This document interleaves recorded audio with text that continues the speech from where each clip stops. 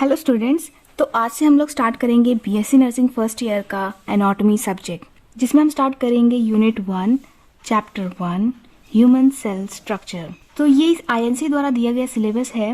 जो first unit है introduction to anatomical terms organisation of the human body, इसमें आता है human cell structure, tissues, membranes and glands. तो इसमें हम आज पहला टॉपिक देखेंगे ह्यूमन सेल स्ट्रक्चर, जो कि हम आज बहुत अच्छे तरीके से देखेंगे। तो आप इसके नोट्स बनाते जाइएगा। सो स्टार्ट करते हैं।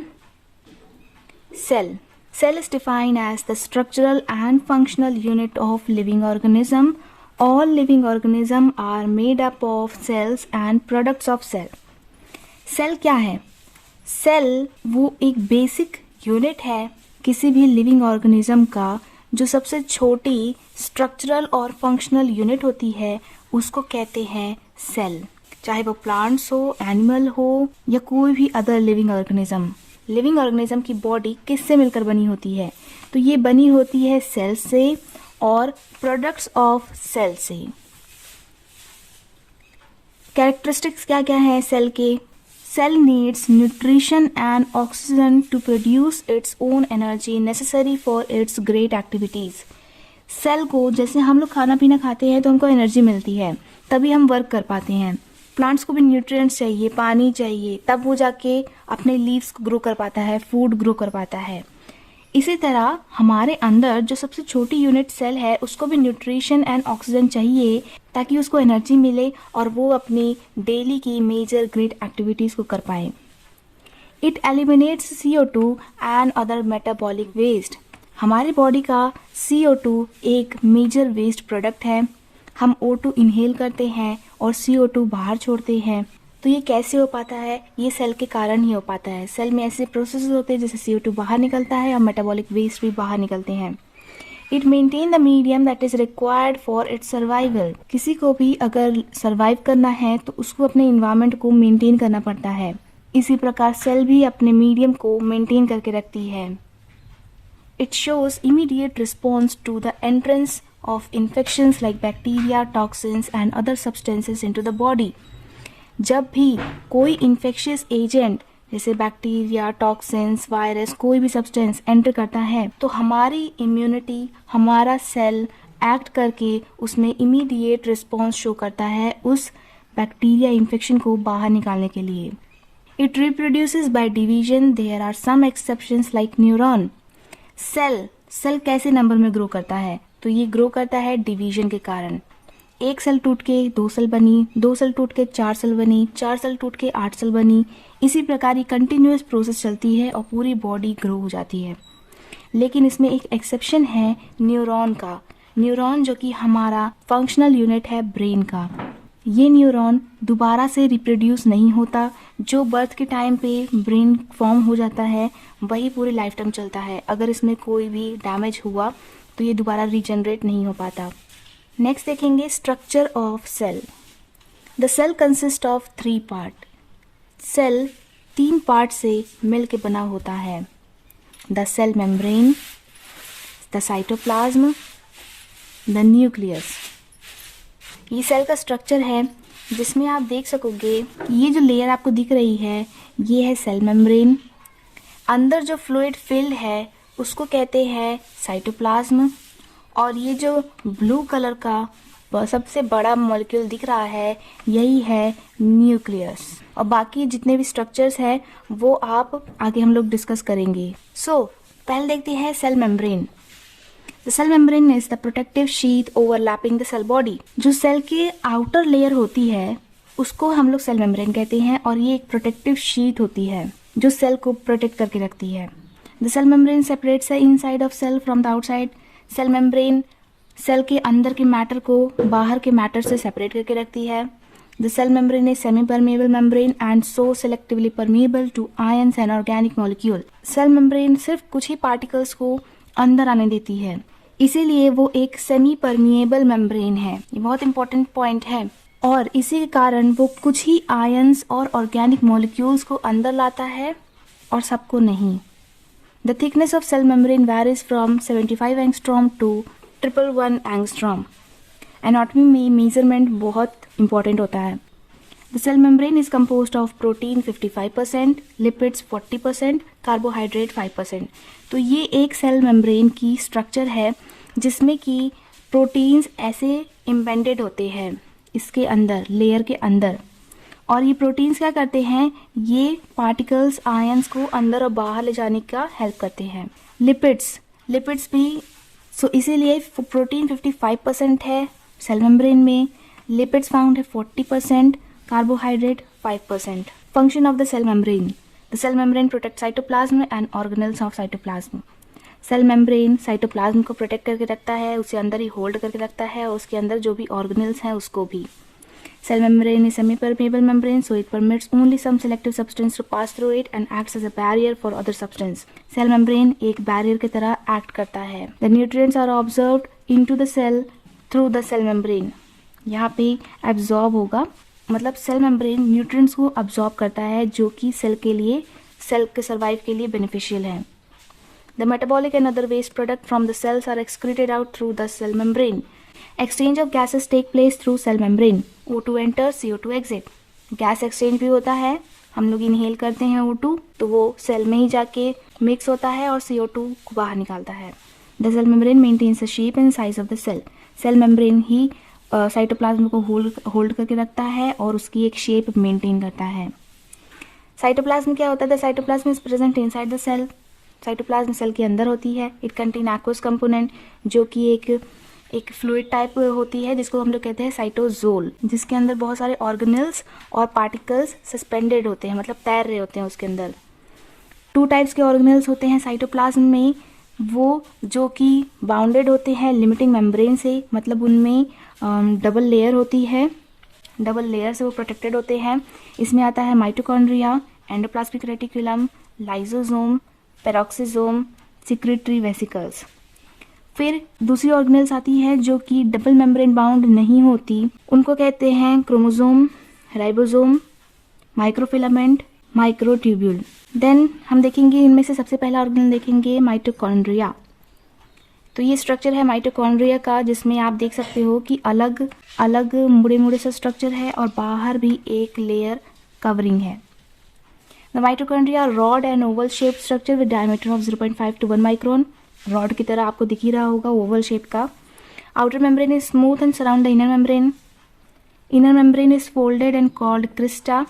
जो अंदर मुड़े स्ट्रक्चर होते हैं इसको क्रिस्टा कहते हैं. Then endoplasmic reticulum. A network of membranous tubule within the cytoplasm of eukaryotic cell continuous with nuclear membrane. जो न्यूक्लियस होता है उसके कंटिन्यूस, उसी के साथ में लगातार ये एंडोप्लाज्मिक रेटिकुलम भी रहता है. Endoplasmic reticulum has 2 type, rough endoplasmic reticulum, smooth endoplasmic reticulum. ये है एंडोप्लाज्मिक रेटिकुलम, जिसमें कि आपको ये जो डॉट डॉट दिख रहे हैं, ये जिसमें अगर फाउंड होंगे तो वो कौन सा होगा? Rough endoplasmic reticulum. और जिसमें नहीं है, एकदम स्मूथ दिख रहा है, तो ये कौन सा होगा? Smooth endoplasmic reticulum. सो हम देखेंगे रफ एंडोप्लाज्मिक रेटिकुलम किस में होता है?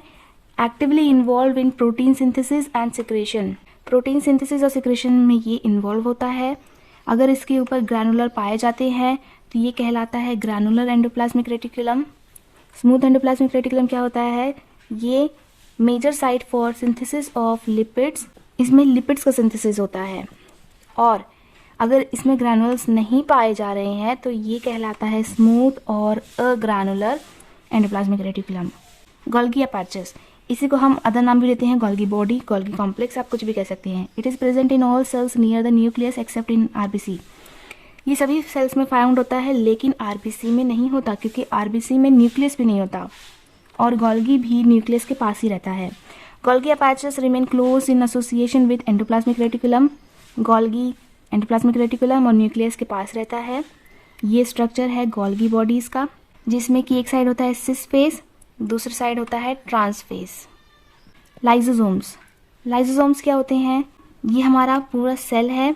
इस सेल में ऐसे स्मॉल पार्टिकल्स में ये लाइसोसोम प्रेजेंट होते हैं. These are membrane bound vesicular structure form by the process of packaging in the Golgi apparatus. Golgi apparatus में प्रोडक्ट्स फॉर्म होते हैं और फिर वो निकलते हैं. जैसे फैक्ट्रीज में प्रोडक्ट सामान रॉ मटेरियल आता है, फिर वो पूरा प्रोडक्ट बन के बाहर जाता है, वैसे ही गोल्गी बॉडीज का ये काम है. तो उसी से निकल के लाइसोसोम्स बनते हैं, और लाइसोसोम्स के अंदर हाइड्रोलाइटिक एंजाइम्स होते हैं जो सेल को ही किल करते हैं और इसीलिए इसको कहा जाता है सुइसाइडल बैग। ये एंजाइम कॉम्प्लेक्स इसके अंदर होते हैं, अगर ये फट गया तो मतलब सेल डाई हो जाएगी। और आपने सुना होगा कि सेल्स नेक्रोसिस, सेल डेथ हुआ, टिश्यू डेथ हुआ, तो वो क्यों हो पाता है, कैसे हो पाता है? तो लाइसोसोम से एंजाइम्स निकल जाते हैं, इसी के कारण सेल डेथ हो जाती है। पेरोक्सिसोम क्या होते हैं? The peroxisome is membrane bound organelle, these are vesicle like structure. Peroxisome are oxidative organelle, ये एक ऑक्सीडेटिव ऑर्गेनेल होती है। Secretory vesicle, the vesicles are with limiting membrane and contain the secretory substance the, और ये क्या होता है? ये वेसिकल लाइक स्ट्रक्चर होते हैं जिनके अंदर सिक्रेटरी सब्सटेंसेस फाउंड होते हैं जो कि सिक्रीशंस करते हैं। ये क्या करते हैं? ये वेसिकुलर ट्रांसपोर्ट ऑफ कार्गो, ये कार्गो को ट्रांसपोर्ट करते हैं, मतलब जैसे कुछ सामान है उसको ट्रांसपोर्ट कराना है सेल के अंदर से बाहर तक, तो यही काम सिक्रेटरी वेसिकल्स का है जो कि हार्मोन्स और न्यूरोट्रांसमीटर को ट्रांसपोर्ट कराता है। न्यूक्लियस बहुत important. The nucleus is membrane bound organelle, membrane bound organelle है that contain genetic material DNA, इसी के अंदर डीएनए रहता है। दो cell which has nucleus are called eukaryotes. कुछ सेल्स होते हैं जिसके अंदर अगर न्यूक्लियस है तो उसे यूकैरियोट्स कहते हैं। अगर न्यूक्लियस नहीं है और कोई भी अदर मेम्ब्रेन बाउंड ऑर्गेनेल नहीं है तो उसे प्रोकैरियोट्स कहते हैं। It serves to maintain the integrity of cell by facilitating transcription and replication.